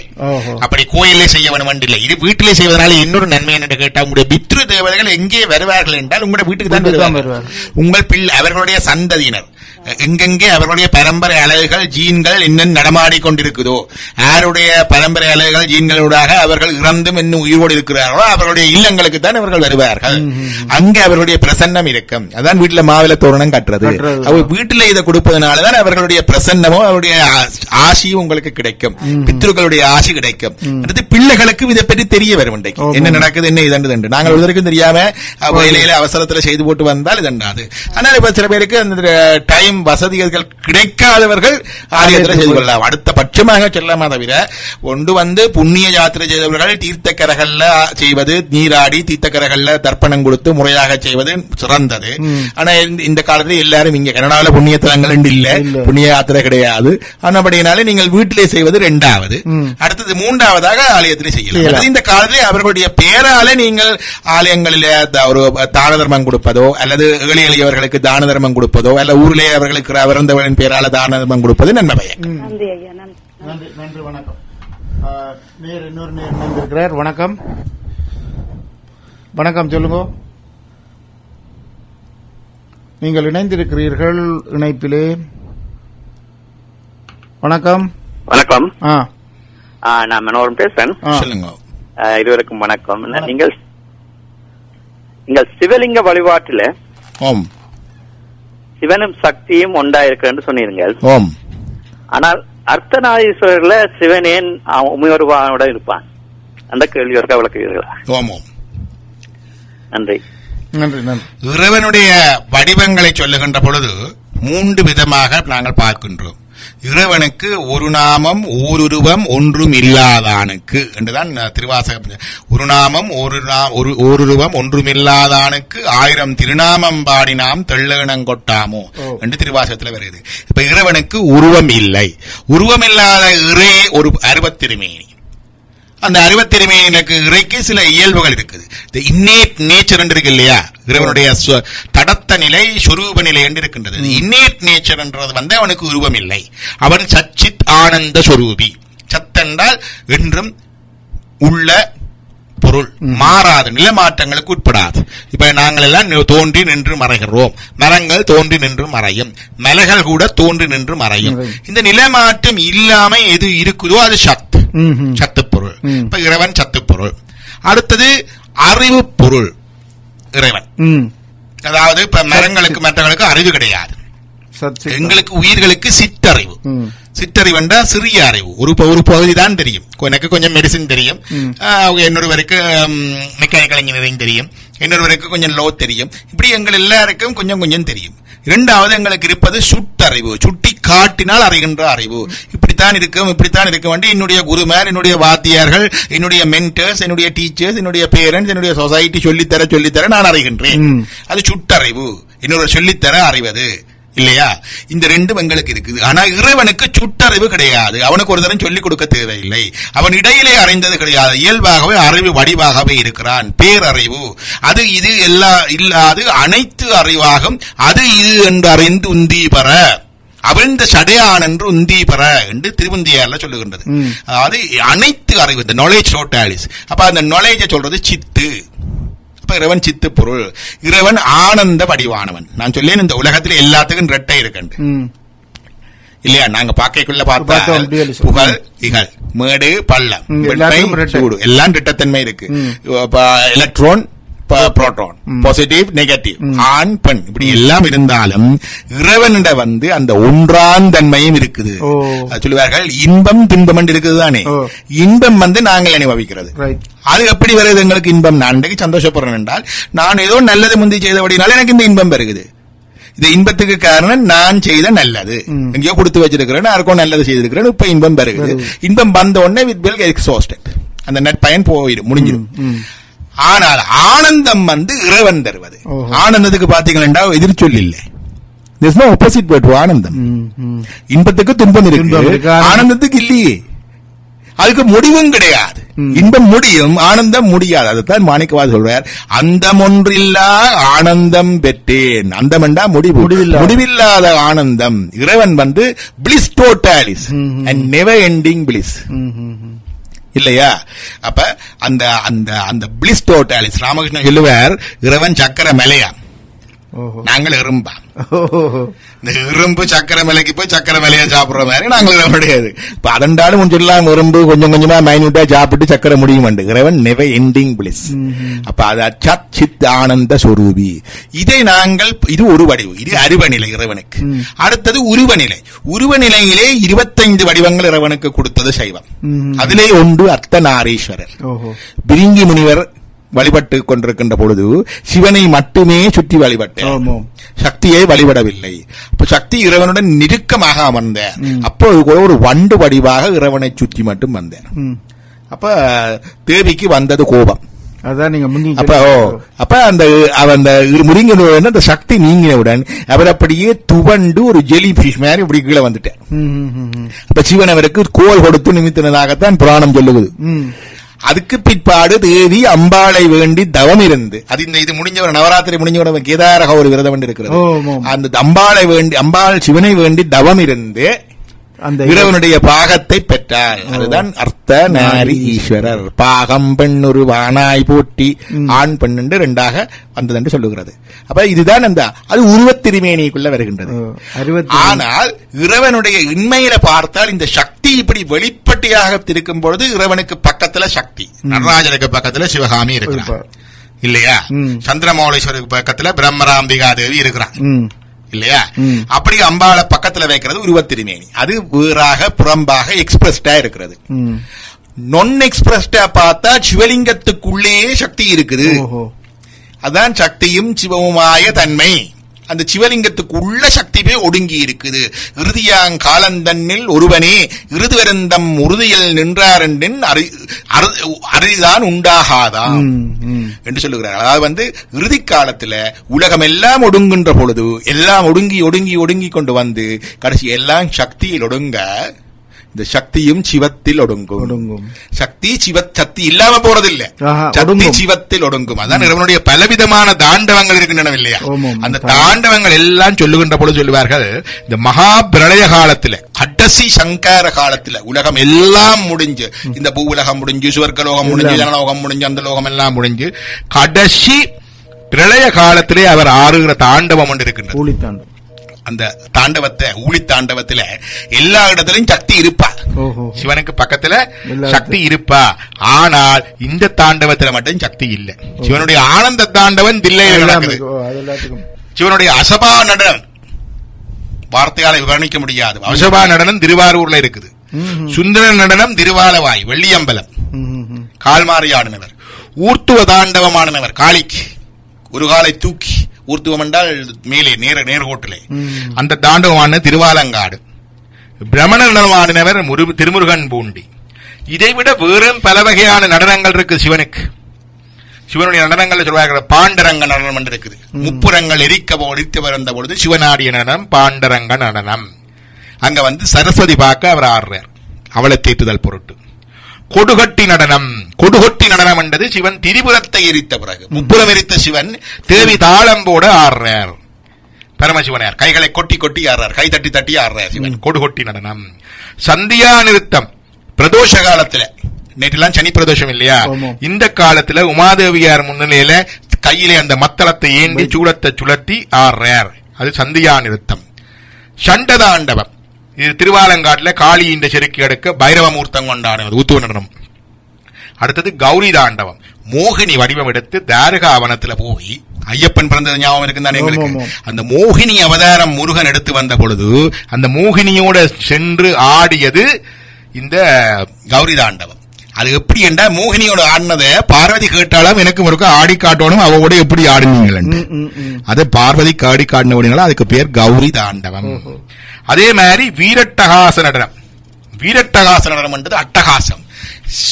முருகன் பிரணவ பொருளை சிவனுக்கு சொல்லுகிறார் இல்லையா? ஓம் என்ற மந்திரத்தின் பொருளை. அதான் அவருக்கு சிவ குரு, சிவனுக்கே குருவாய் அமர்ந்தவர் என்ற கதை இருக்கின்றது. அதை கேட்ட பொழுது அட்டகாசமாக சந்தோஷத்துல யானும் சிவனும் ஒன்று, அறுமுக சிவன் தானே சிவன். அதுக்கு பிறகு ஆனது வீரட்டகாச நடனம். ஆனந்த தாண்டவம் முன்ன சொன்ன மாதிரி தில்லையிலே சிவகாமி அம்மை தாளம் போட ஆடியது. முயலகண்ட முதலிடம் மிதித்து பதஞ்சலி வியாக்கிரவாதற்கான ஆடினது. இதே திருமந்திரத்திலே அவரே சொல்லுகின்ற திருமூருடைய கிளாஸ்மேட்ஸ் தான் இந்த பதஞ்சலி வியாக்கிரவாதம். அதான் மன்று தொழுத பதஞ்சலி வியாக்கிரமர் என்றிவர் என்னோடு என்மருமாமே. அந்த கிளாஸ்மேட் 8 பேரையும் சொல்லிக்க மன்று தொழுத பதஞ்சலி, மன்றத்திலே நடனம் கண்டு தொழுத பதஞ்சலி என்று இன்டர்னல் எவிடன்ஸ் கிளாஸ்மேட்ஸ் பார்த்து கண்டு திருமூரரே சொல்றார். அதே மாதிரி அனவரத நடனம் இருக்கின்றது. எப்பொழுதுமே அவர் எங்களுக்குள்ளே ஆடிக்கொண்டிருக்கிறார். எங்களோட ஆன்மாவுக்குள்ள ஒரு நடனம் நடந்து கொண்டிருக்குது, உலகத்தில் ஒரு நடனம் நடந்து கொண்டிருக்குது. நீங்க பாத்தீங்கன்னா அணு இருக்கிறதானே, அணுவில் அந்த சுழற்சி, அந்த எலக்ட்ரான் இருக்கு சுத்தி வர, புரோட்டான் இருக்கு கரை இருக்கு, எலக்ட்ரான் சுத்தி சுத்தி ஆடிக்கொண்டிருக்கு. அது சிவனுடைய நடனம். அண்டம் முழுக்க சுத்தி கொண்டுதானே இருக்குது. கேலக்சியில இருந்து உலக அண்டங்கள் முழுக்க மூவ் பண்ணி கொண்டுதானே இருக்கு வலஞ்சொலியாக. அதுக்கும் சிவனுடைய நடனம். அணுவன் அவனுடைய நடனம் தான், அண்டத்திலும் அவனுடைய நடனம் தான். இந்த அதை விட இதெல்லாம் சொல்லுவார்கள், இதெல்லாம் ஊன நடனம், குரோஸ் டான்ஸ். அதை விட ஞான நடனம் உண்டு. ஒவ்வொரு ஆத்மாவுக்குள்ளையும், எங்கள் எல்லா ஆத்மாவுக்குள்ளையும் நடந்து கொண்டே இருக்குது. அனவரதமும் எப்பொழுதும் நடந்து கொண்டே இருக்குது. அந்த நடனத்தை நாங்கள் தரிசிப்பதில்லையே தவிர நடந்து கொண்டிருக்குது. அதை தரிசித்தால் அது ஞானம். அந்த நடனத்தை சொல்லுவது ஞான நடனம். இது அனவரத நடனம். இது எல்லாத்தையும் விட என்னோட நடனம் தான் இந்த மகாசங்கார நடனம். மகாசங்கார நடனத்துல சக்தியின் சிவத்தில் ஒடுங்க சிவன் மட்டும் ஆடுவார். சிவன் ஏன் தலைமாலைகளை தரித்திருக்கிறான் என்றால், எல்லாம் அழிந்து போக இந்த அழிந்து போன பிரம்ம விஷ்ணுக்கள் தேவர்களுடைய சாம்பலும் மண்டோடும் தங்குறதுக்கு இடம் இல்லை. Nothing left. அப்ப அது அவர்களையே போய் தங்குது. அதுதான் அந்த நடனம். அங்கே அவர் ஆடுகின்றது தான் மட்டும். அப்ப அங்க சக்தி சிவத்தில் ஒடுங்கி இருப்பது. இதுதான் இதை விட இந்த சக்தி சிவ வடிவத்துக்கு அர்த்தநாரீஸ்வரத்துக்கு இன்னொரு விளக்கமும் உண்டு. சொல்லுவார்கள் ஒவ்வொருவரிலையும் ஆண்மையும் உண்டு பெண்மையும் உண்டு. There is femininity in masculinity, masculinity in femininity. இல்லையா? அப்ப அந்த ஃபெமினிட்டி மாஸ்குலினிட்டி அந்த ஃபோர்சஸ்க்கு காரணமா இருப்பது சிவசக்தி இல்லையா? இந்த ஃபெமினிட்டி மாஸ்குலினிட்டி ஃபோர்சஸ் எங்கள் எல்லாரையும் இந்த ஸ்டேட் ஆஃப் இம்பேலன்ஸ், அது பேலன்ஸ்ல இல்ல. அதுக்குரிய பேலன்ஸை நாங்கள் புறத்தே தேடுகின்ற பொழுதுதான் அது எங்களுடைய பாலியல் தேடலாகவும் நாட்டமாகவும் வெளிப்படுது இல்லையா? செக்ஷுவல் ஏர்ஜென்ட் சர்ச்சா வர்றது இந்த இம்பேலன்ஸ் வெளியில தேடுறோம் நாங்க பேலன்ஸ் பண்றதுக்கு இல்லையா? ஆண்ல இருந்து ஆண்மை மிகுதியாக இருக்குது, பெண்மை குறைவாக இருக்குது, பெண்ணில பெண்மை மிகுதியாக இருக்குது, ஆண்மை குறைவாக இருக்கு. அந்த இம்பேலன்ஸ் சமப்படுறதுக்கு வெளியில தேடும் பொழுது அந்த தேடல் தான் இந்த சிவசக்தி. அதான் எங்களுடைய தாம்பத்திய வாழ்க்கையை சிவசக்தி ஐக்கியம் என்று சொல்றாங்க. அதான் அந்த கருத்து. அது எல்லாத்திலையும் இருக்குது. எங்களுக்கு இப்ப இந்த 36 தத்துவங்கள்ல இறைவனுக்கு ஒரு நாதம் என்ற தத்துவம் இருக்குது, பிந்து என்ற தத்துவம் இருக்குது. இந்த நாதம் என்ற தத்துவத்தை தளமாக கொண்டு சிவன் இயங்குகிறார். அது கூட தான் அந்த ஆண்மை எல்லாம் தொழிற்படுகின்றது. பிந்து என்ற தத்துவத்தை தளமாக கொண்டு சக்தி இயங்குகின்றது. அவனுடையத்தான் அந்த பெண்மையை தொழிற்படுகின்றது. இந்த நாதம் என்ற தத்துவத்தை தளமாக கொண்டு அதற்கு அப்பாலே அவன் தொழிற்படுவதான் அவனுக்கு நாதன் என்று பெயர். நமச்சிவாய வாழ்க, நாதந்தாள் வாழ்க என்று சொல்லுவோம் இல்லையா? பிந்து கலாதி நமோ நம என்று வரும். நாத பிந்து கலாதி நமோ நம என்று திருப்புகொள்ள வருது இல்லையா? அதெல்லாம் இதைத்தான் சொல்லுது. இந்த இதுகளுக்கு அப்பாற்பட்டு இறைவன் அந்த தளமாக வைத்து தொழிற்படுகிறது. இது எல்லாரிலையும் இருக்கு. அணுவுக்கு அணுவா அந்த எறும்பிலையும் இருக்கு, யானையிலையும் இருக்கு, முதலையிலையும் இருக்கு, மனுஷர்லையும் இருக்கு. எல்லாம் இந்த ஆட்டத்திலான் இருக்கு உயிர் உள்ளவற்றில. அப்ப இதுவும் அந்த சிவசக்தியினுடைய அந்த அர்த்தநாரீஸ்வரர் வடிவத்தின் விளக்கம். நன்றி டாக்டர். இப்ப இன்னொரு நேர் அணியனமாக காத்திருக்கிறார். வணக்கம். வணக்கம், நீங்கள் இணைப்பில் இருக்கிறீர்கள். வணக்கம். சரி, அவர் போய்விட்டார், திரும்பி வருவார் நினைக்கிறேன். வணக்கம். வணக்கம்.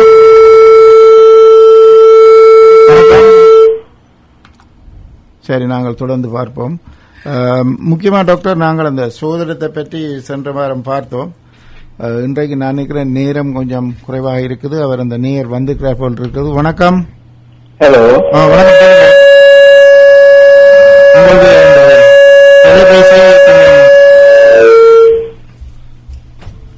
ஹலோ. வணக்கம், சொல்லுங்க. வணக்கம். வணக்கம். என்னண்டா இப்ப ஒரு 38 வருஷம். அப்ப அதுக்கு நாங்கள் 8 வருஷம் செய்ய விடுமோ? ஓம், நிச்சயமாக செய்ய வேண்டும். இவ்வளவு வருஷம் மட்டும் செய்ய வேணும். நீங்கள் இறக்கு மட்டும் செய்ய வேண்டும். நீங்கள் இறந்த பிறகு உங்களுடைய பிள்ளை செய்வார். இது வந்து நெவர் எண்டிங் லோன், கடன் என்று சொல்றது. ஒருபோதும் முடியாது. உங்களோட கடனை உங்களோட பிள்ளை கொடுக்கிற மாதிரி அதுக்கு பிறகு அவர் தொடர்ந்து கொண்டே போவோம். அது தொடர்ந்து கொண்டே 50 வருஷம் இருந்தாலும் அதான் உங்கள் வாழ்க்கை முடியும் மட்டும் நீங்க செய்வீங்க. அப்பவும் முடியாது. முடியாத கடனை நீங்கள் உங்களோட பிள்ளைகிட்ட கொடுத்துட்டு போறீங்க. உங்களோட பிள்ளை தொடர்ந்து செய்வார். இதுக்கு பெயர் பிதிர் கடன். இது வந்து நாங்கள் இருக்கும் வரைக்கும் போகாது. ஒரே ஒரு விஷயம், நீங்கள் சந்நியாசம் எடுத்தால் இதிலிருந்து விதிவிலக்கு உண்டு. சந்நியாசத்திற்கு மட்டும் அந்த பிதிர்கடன் செய்து விதிவிலக்கு உண்டே தவிர, சில பேர் சொல்லுவார்கள் காசியிலே போய் கடன் செய்தால் பிறகு செய்ய தேவையில்லை. அப்படி எல்லாம் இல்லை. சன்னியாசிகளுக்கு மட்டும்தான் அந்த இது இருக்குது. சில பேர் தனக்குத்தானே பிண்டம் போடுறது இருக்குது. அதுவும் தப்பு, ஒரு நாளும் போடப்படாது. தனக்குத்தானே பிண்டம் போடுறது சன்னியாசிகளுக்கு மட்டும்தான் தமக்கு தாமே பிண்டம் போட்டு தர்ப்பணம் செய்கின்ற அருமை உண்டு. ஏன்னா சன்னியாசம் என்பது ஒரு மரப்புறப்பு. அப்ப தான் இருக்கின்ற பொழுது அதனுடைய இருக்கின்ற புறப்பை ஒழித்து எரித்து இறந்து மீண்டும் புறக்கின்றான் ஒரு சன்னியாசி. ஆகவே அவர் தன்னுடைய கடைசி திதியாக எல்லாருக்கும் தர்ப்பணம் கொடுத்துட்டு தனக்கும் தானே தர்ப்பணம் செய்து சன்னியாசம் எடுப்பார். அது சன்னியாசிக்கு மட்டும்தான் இருக்குது. கன பேர் இது புரியாம காசி இதெல்லாம் போய் நான் எனக்கும் பிண்டம் போந்துட்டு வந்துட்டு அறியாமையால சொல்றது ஒரு நாளும் செய்யப்படாது. சன்னியாசிகளுக்கு மட்டும்தான் அந்த இது இருக்குது. நீங்க சன்னியாசம் எடுத்தாலுடைய இது உங்கள் வாழ்நாள் முழுக்க உங்களுடைய கடமையாக இருக்கு. இன்னொரு நேயர் வந்திருக்கார். வணக்கம். வணக்கம், ரமணி பேசுறேன் மிஸ்ஸால இருந்து.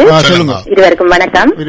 நீங்க இந்த நடனத்தை பற்றி சொல்லும் போது சிதம்பரத்துல வந்து சிவனும் சக்தியும் நடனம் ஆடும் போது போட்டிக்கு ஆடினார்கள்.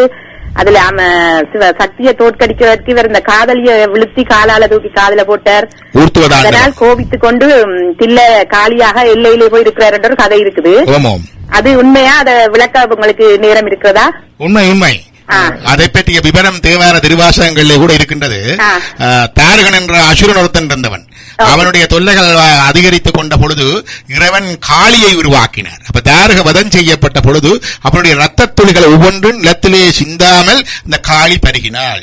இந்த பருகின காளி அவனுடைய குணங்களை பெற்று உலகத்துக்கு உபத்திரவம் செய்ய தொடங்குகின்ற பொழுது இறைவன் காளிக்கு எதிராக இந்த போட்டியை நடத்தி ஊர்த்துவ தாண்டவத்தை ஆடினார். இது நடந்தது திருவாலங்காடு. திரு ஆலங்காடு இன்றைக்கும் இருக்கிறது. திருவாலங்காட்டிலே இறைவன் ஊர்த்துவ தாண்டவம் ஆண்டு பொழுது இந்த காதணியை கீழே விழுந்த காதணியை காலாலே தூக்கி காதிலே பொறுத்துகின்றது. ஊர்த்துவம் என்றால் நேர்கூடாக நிலைக்குத்தாக நிற்பதால் அப்ப நிற்கின்ற பொழுது பெண்ணாகிய காளி நாணி அந்த நடனத்தை ஆடாமல் நின்று தோல்வியை ஒப்புக்கொண்டாள். அதற்கு பிற்பாடு சிவன் காளிக்கு எல்லை காளி என்ற பதவியை கொடுத்து தில்லையிலே அவருக்கு இடம் கொடுத்தார். இன்றைக்கு தில்லையிலே எல்லை காளி அம்மன் இருக்குது. இப்ப காசியிலே கால பைரவர் இருக்கிறார் இல்லையா, காவல் தெய்வமாக, அதே மாதிரி தில்லைக்கு எல்லை காளி இருக்கின்றால் நீங்கள் இன்றைக்கும் போனால் தரிசிக்கலாம். அப்ப இது இதை பற்றிய உண்மை திருவாசகத்திலேயும் வருகின்றது, தேவாரத்திலேயும் இந்த வரலாறு வருகின்றது. நன்றி, வணக்கம். நாங்கள் எங்களுக்கு டைம் நேரம் இருக்குது, இன்னொரு நேரம் எடுத்துக்கொள்ளலாம். வணக்கம். வணக்கம். சொல்லுங்க. நான் சோதிலிங்கம். சொல்லுங்க. ஒருவர் இறந்தால் அந்த திவசம் என்று சொல்லி நாங்கள் வருடா வருடம் கொடுத்து கொண்டு இருக்கின்றோம். இப்ப ஒரு கணவன் இறந்து மனைவி உயிருடன் இருந்து மனைவியும் இறந்து விட்டால் அவர்கள் புதிய உயிர் பெற்று விடுவார்கள். அதை செய்யக்கூடாது என்று சிலர் சொல்லினார். சிலர் வாழ்நாள் முழுக்க அப்பா அம்மாக்கு செய்ய வேணும் என்று சொல்லினார். இந்த பேப்பர்கள்ல கூட பாத்தீங்கன்னா அந்த படங்களை பெரிய பெரிய படங்களா போட்டு சில வேளை அந்த பேப்பரை பிரிக்கவே ஒரு பயங்கரம் தோற்ற மாதிரி கூட இருக்கிறது. இப்படியெல்லாம் போட்டு செய்யலாமா, செய்ய வேணுமா? எப்பவும் இந்த உயிர்கள் வேறு ஆத்மாக்களாக மாறின பிறகு அது செய்ய வேணுமா? நல்ல ஒரு கேள்வி.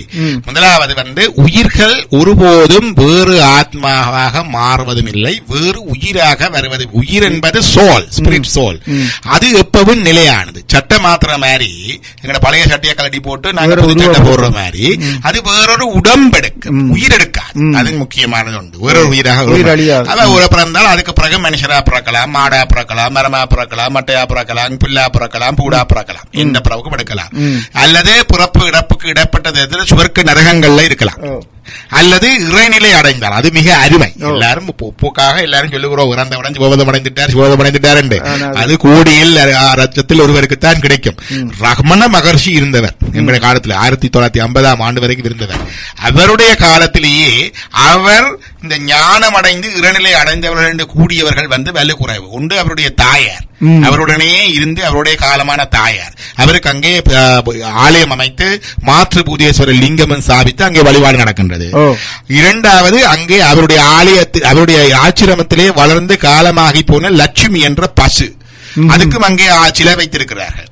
மற்றது மோடி மஸ்தான் என்கின்ற ஒரு சித்தர், அவர் அங்கே திருவண்ணாமலையில ஒருவருக்கும் தெரியாதவரே. அவர் எங்கேயோ வந்து கொண்டவர். இவரிடத்திலிருந்து 30 கிலோமீட்டர். அவர் இறந்தது என்று கேள்விப்பட்டவுடன் இவர் ஆச்சிரமத்தை ஆக்களை அனுப்பி அவருடைய அடக்க ஸ்தலத்திலே ஒரு சமாதி வைத்து ஒரு இன்ஸ்கிரிப்ஷன் கல்ல எழுத்துக்கள் பொறிக்கணும் வேண்டாம் அதுக்கும் சொல்லிவிட்டவர் அந்த மோடி மஸ்தான். இந்த 3 பேருக்கும் தான் அவர் இந்த முத்தி நிலை கிடைத்தது என்று சொல்லி இருக்கிறார். 2 பேருக்கு தான் சொல்லி இருக்கிறார். பசுவுக்கு வெளிப்படையாக சொல்லி இருக்கிறார், தன்னுடைய தாய்க்கு வெளிப்படையாக சொல்லி இருக்கிறார். மோடி மஸ்தானுக்கு சமாதி வைக்க சொல்லி இந்த இன்ஸ்கிரிப்ஷன் சொன்னதால குறிப்பால சொல்லி இருக்கிறார். அடுத்ததாக இன்னும் சமாதி வைத்தது அங்க வள்ளி என்ற மான், ஜக்கி என்ற நாய், மற்றொரு காகம். இந்த 3க்கு தான் அங்க சமாதி இருக்கு. அதை விட அவருக்கு தெரிந்த சிவப்பிரகாசம் பிள்ளை என்ற ஒருத்தர் இருந்தவர். அவர் காலமான செய்தி கேட்ட பொழுது ரமண மகரிஷி சொன்னார், சிவப்பிரகாசம் சிவப்பிரகாசமானார், சிவனானதை இப்படி சொன்னார். இவ்வளவுதான் அவர் இண்டிகேட் பண்ணதை வரை இது எல்லாருக்கும் கிடைக்காது. அப்படி போனது உயிர்கள் தவிர மிச்சம் எல்லாம் இந்த சுவர்க்க நரகத்தில் நிற்கும், பிறந்திறந்து மீண்டும் மீண்டும் வந்து போய்கொண்டிருக்கும். இது எங்க போய் நின்று எப்படி புறப்படுத்தாலும் நாங்கள் அவர்களுக்கு செய்கிறது அவர்களுடைய சோலுக்கு தவிர பொடிக்கு இல்லை. அப்ப அந்த உயிர் என்று நிலையானதா இருக்குது.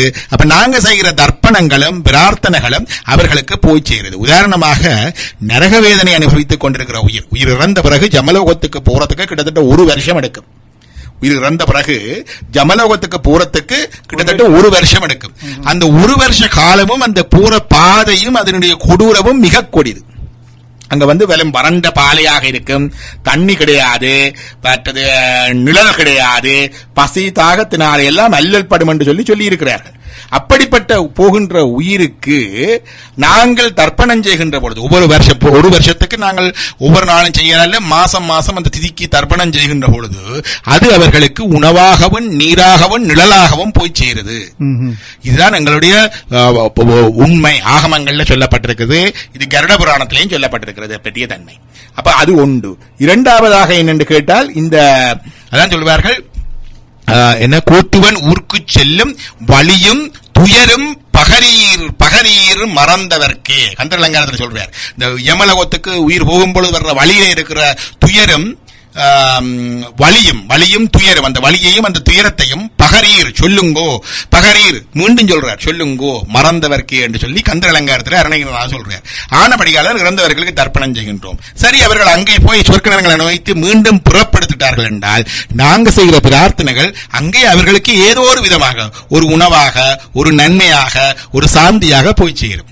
இதற்கிடையிலே உயிர்கள் அல்லற்பட்டிருக்கின்ற பொழுது அவர்களுக்கு எங்களுடைய இறக்கின்ற பொழுது எங்களுடைய மனம் எங்களுடைய உடம்பில இல்லை. எங்களுக்கு தெரியும், இந்த உடம்பை விட்டுட்டு போற பொழுது இந்த மனம், புத்தி, கான்சியஸ் எல்லாமே போகுது. பிராணன் போகும் பொழுது அந்த மனம் அங்கலாய்க்கும். நான் இப்படி செய்து இப்படி வளர்த்து இப்படி எல்லாம் பாடுபாகிட்ட பிள்ளைகள் இன்றைக்கு மறந்து போனார்களே என்று பரிதவிக்கும், அங்கலாய்க்கும். அப்படி அங்கலாய்த்தால் அந்த பதால வர்றதுதான் பித்ரு சாபம். நீங்க ஜாதகம் போகின்ற பொழுது சொல்லுவார்கள், உங்களுக்கு பித்ரு சாபம் இருக்கு, அவனுடைய பிள்ளை இல்ல, உங்களுக்கு பித்ரு சாபம் இருக்கு, அவனுடைய கணவன் மனைவி இருக்கு, பிரச்சனை எல்லாம் சொல்றோம் இல்லையா? ஆனபடினால இது நாங்கள் வாழ்நாள் பூராவும் செய்ய வேண்டிய ஒன்று. இது பிதிர்கடன், இது இடையிலே நிறுத்த வேண்டிய ஒன்று அல்ல. நீங்கள் அவர்கள் தந்த எங்களுக்கு அம்மா அப்பாவுக்கு மட்டுமில்ல, அம்மாண்டி அப்பாண்டி அவைண்ட பரம்பரையில வந்த மூதாதையர்கள், குழந்தைகள், இறந்து பிறந்தவர்கள், என்ன பிள்ளை இல்லாம இறந்தவர்கள், கருவிலை இறந்தவர்கள், சிறு குழந்தையாக இறந்தவர்கள், கன்னிப்பெண்ணாக இறந்தவர்கள், எல்லாம் அந்த வழியில இருக்கிற அவ்வளவு மூதாதையருக்கும் சேர்த்த நீங்க செய்யறீங்க. இது கனவே தப்பா நினைச்சு கொண்டிருக்கிறது. நாங்க தர்ப்பணம் செய்யறது அம்மா அப்பாவுக்கு மாத்திரம். அடுத்ததாக இந்த பத்திரிகைகள்ல பெரிய படத்துல விளம்பரம் போட்டு செய்வது சரியா? இது இப்ப பத்திரிகைகள்ல ஒவ்வொரு தன்னுடைய அன்பை வெளிப்படுத்துவதற்கு, ஆற்றாமையை வெளிப்படுத்துவதற்கு சில பேர் ஒரு மகமாக தம்பட்டப்படி போவது கூட செய்வார்கள், அது வேற விஷயம். ஆனால் அது ஒரு அறிவிப்பதற்கு, மற்றவர்களுக்கு ஞாபகப்படுத்துவதற்கு. ஆனா உண்மையா இதை விட அவர்கள் அந்த அவருடைய பேராலே ஒரு நல்ல பிராமணனுக்கு ஒரு தானம் கொடுத்தார்.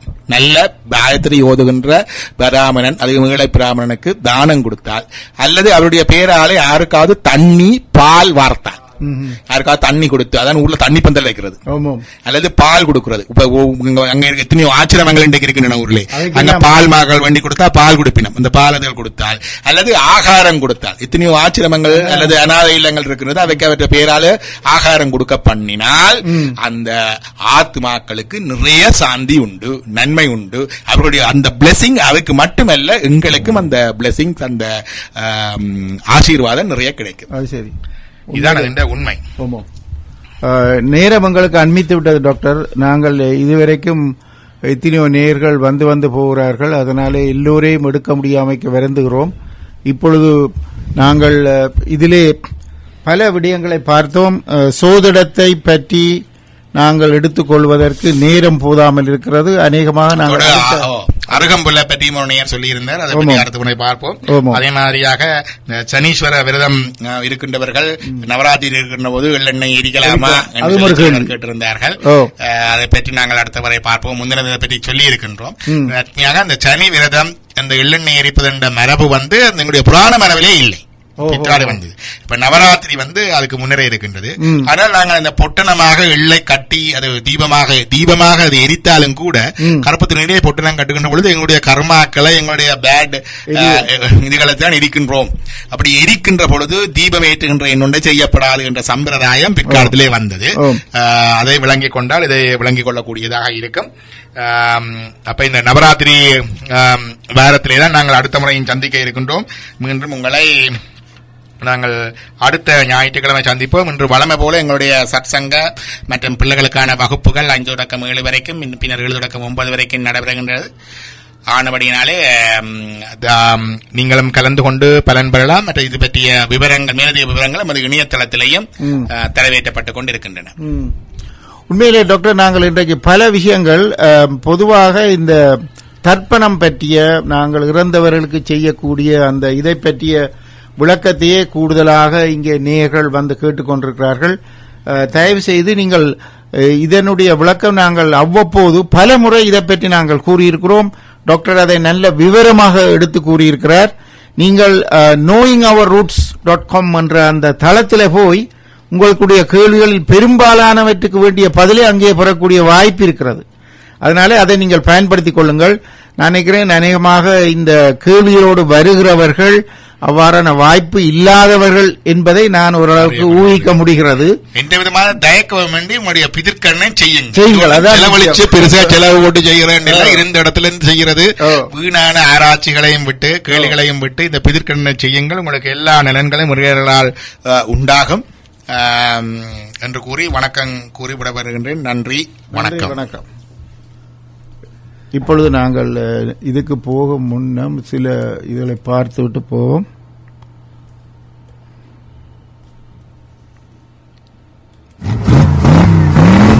வாகன திருத்த வேலைகளில் மிகச் சிறந்த நிறுவனம் மைடாஸ் உங்களை அழைக்கிறது. என்ன மணி என்ன காருக்கு மவுளர் மாத்தோட சொன்னீங்கள், மாத்தி போட்டீங்களே?